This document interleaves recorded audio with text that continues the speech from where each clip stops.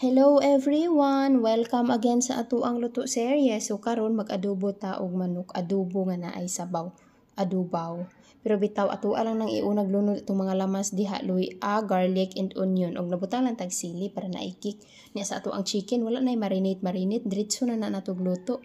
Then sa atong pampalasa gaad lang tag oyster sauce and soy sauce. Nya pork cubes.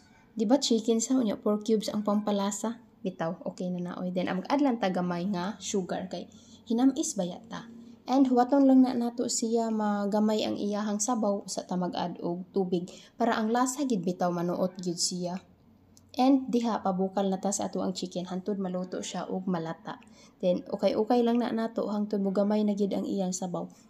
Then sa wala ni dugay pag next balik nato mauna na siya.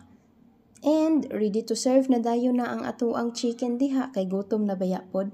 Og diri ra ko taman. Thank you for watching. Ug ayaw kalimot sa kusina ikaw ang bida. Till next experiment na sad. Bye-bye. Amping mong tanan ilabi na sa ato ang panahon karon. Ug gwapa na kay siyang tanaw no. Itadakimasu.